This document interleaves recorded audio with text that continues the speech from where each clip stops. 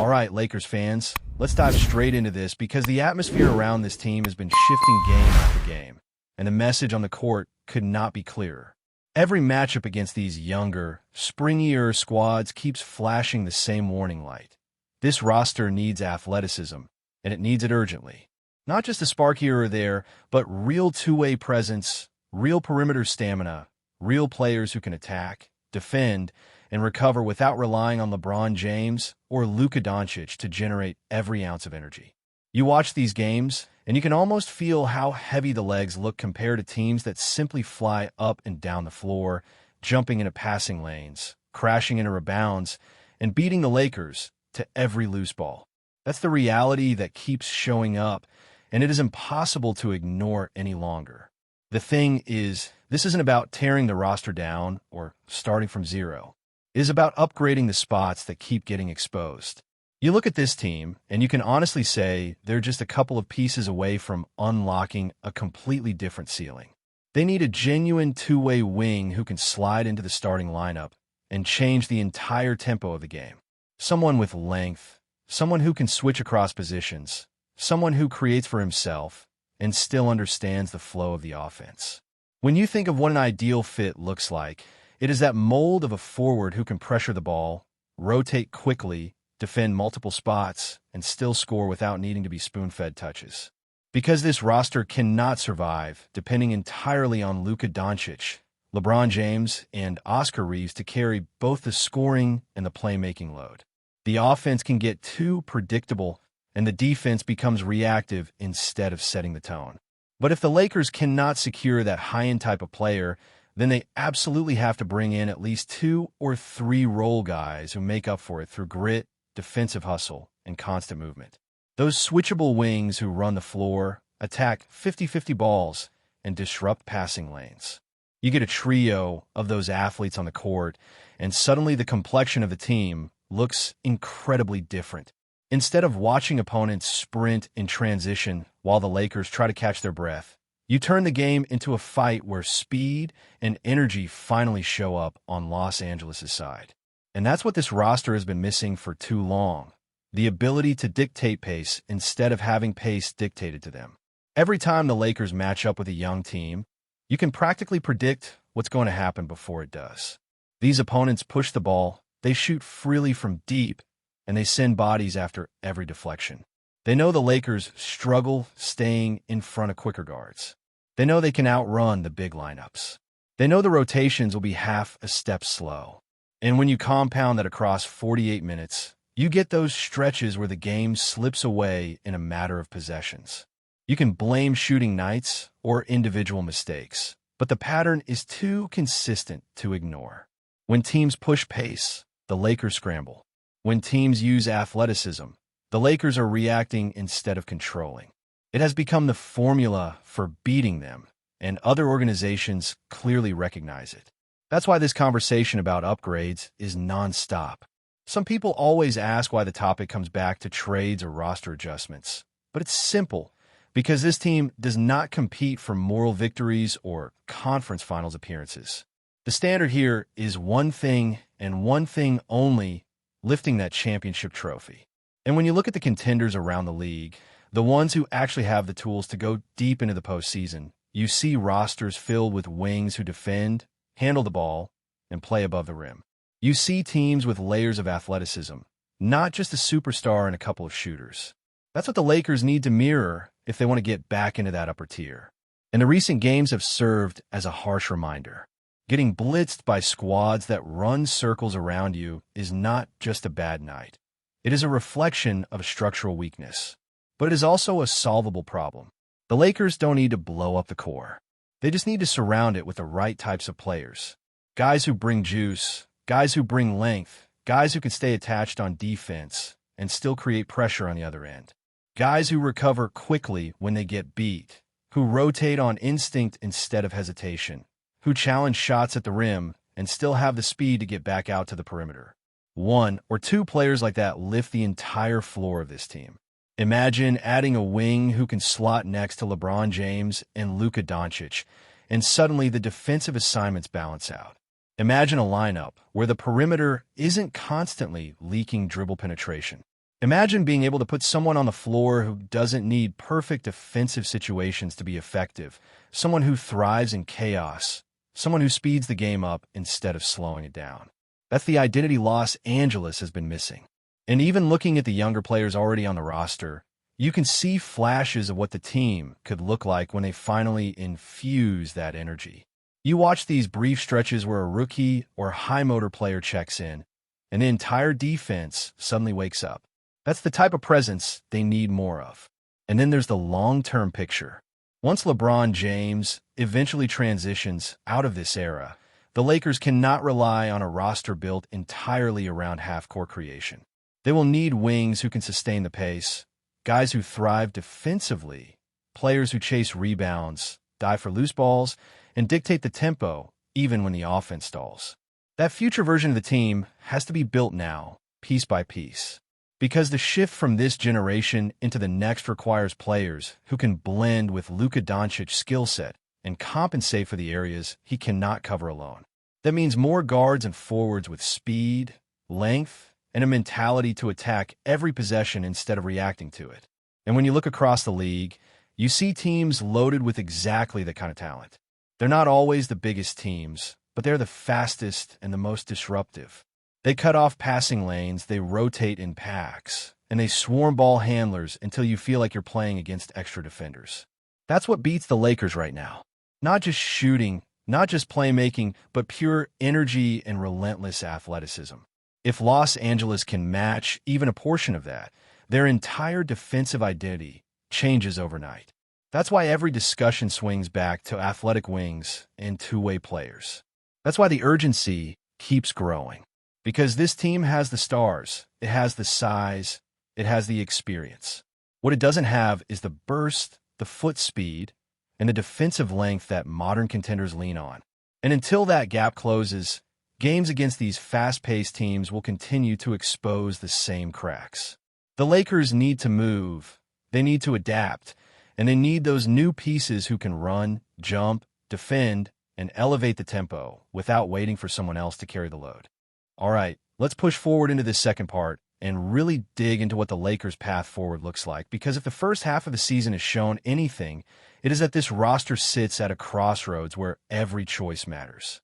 When you watch the way this team operates on both ends of the court, you can almost see the blueprint of what they're trying to become, but you also see all the places where the engine stalls because the missing ingredients keep showing up in the worst moments. There are flashes where everything aligns perfectly, where the stars dictate the game, where the offense flows, where the spacing works, where the defense clicks, and you feel like the entire season is ready to flip upward. But then the team runs into yet another group of younger, quicker players, and the same issues erupt again, like a leak you keep patching only to watch water pour from another seam. The Lakers know they can compete. They know their ceiling is high when the stars are healthy and the ball is moving. But the question has never been about talent at the top. It is about the connective tissue between the stars, the role players who allow the system to hold up even on nights when things go sideways. That's where this roster still needs help. And when you look deeper, you can see that it is not just about inserting one new face or relying on one surprise contributor to change everything. It is about building a collection of players who can maintain pressure throughout the course of a game, guys who step on the floor and instantly raise the pace, the intensity, and the physicality. Those are the players that the Lakers keep trying to unearth, and those are the players they simply do not have enough of. There's also a growing awareness that this team has been living in two different identities simultaneously. On one hand, you have the slower, methodical, half-court style built around Luka Doncic controlling possessions, setting up the offense, manipulating defenses, and managing tempo.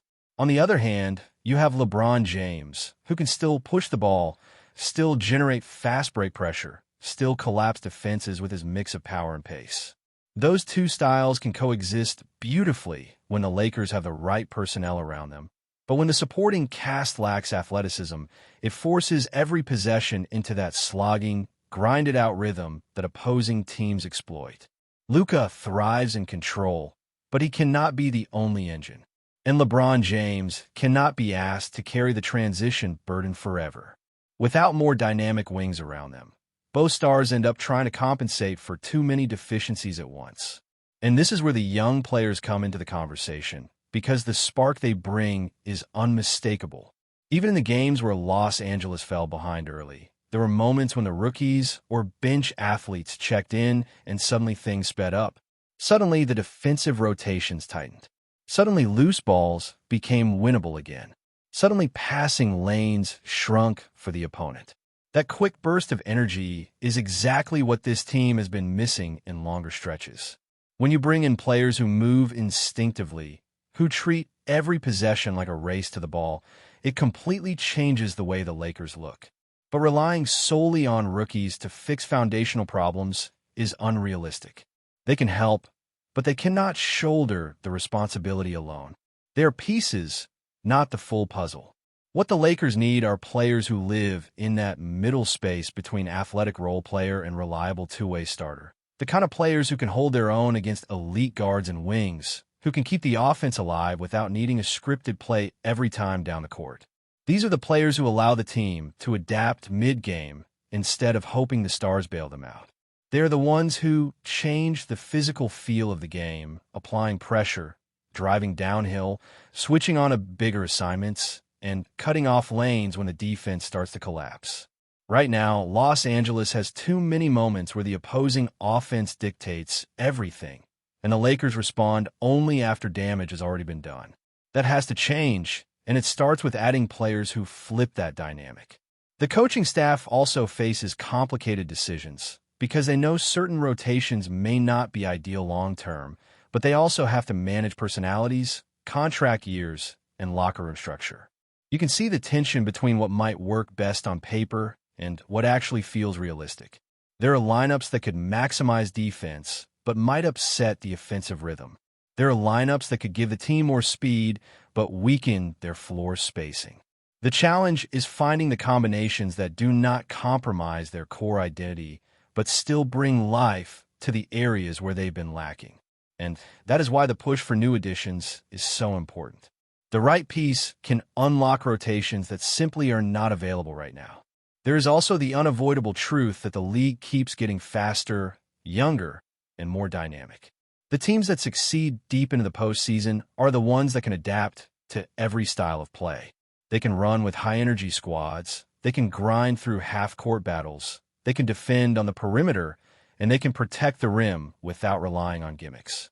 The Lakers still have the backbone required to contend, but they need the flexibility to survive every type of opponent. That flexibility comes from athletic wings, versatile defenders, and players who can elevate the energy level on command. Adding even one or two of those pieces would ripple across the entire roster. Before we continue, we ask that you leave a like and subscribe to the channel so you won't miss any exclusive Lakers updates. Moving on, whispers are swirling through the NBA world after reports emerged of an explosive locker room moment involving Marcus Smart. According to multiple insider accounts, the fiery guard didn't hold back his emotions during a heated exchange behind closed doors, allegedly shouting, "I don't want him here ever again on the Lakers." The target of Smart's fury remains unclear, but sources close to the team say tensions have been building for weeks. Those who know Smart aren't surprised by his passion. He's built a career on energy, defense, and leadership. But this time, insiders suggest the emotional outburst may signal something deeper. Several teammates reportedly try to calm him down, while others quietly sided with his frustration, hinting at a possible rift within the locker room. It wasn't just a random moment, one anonymous voice said. Something's been brewing. Observers around the league are already speculating about who Smart was referring to. Some point to a clash of egos, others to a disagreement over playing time or locker room roles. The Lakers have not commented publicly, maintaining their usual silence on internal matters. But the timing of the incident couldn't be more sensitive, with the team under pressure to rediscover chemistry amid high expectations. Smart, known for his no-nonsense mentality, reportedly stormed out after the argument, leaving coaches and players stunned. One witness described the atmosphere as tense enough to cut with a knife. Whether this was a one-time eruption or a sign of deeper fractures remains to be seen. Fans, meanwhile, have taken to social media to dissect every detail, fueling speculation and debate. Some defend Smart's passion as a wake-up call the Lakers need, while others fear it could unravel team unity. One thing is certain. Something significant has shaken the purple and gold locker room, and until the dust settles, the rumor mill in Los Angeles won't stop spinning. Stay informed exclusively about Los Angeles Lakers news. Subscribe to our channel and hit the like button to keep receiving daily updates. Also, share your opinion on the news in the comments, as your contribution is crucial for the Lakers. Stay tuned for the next video.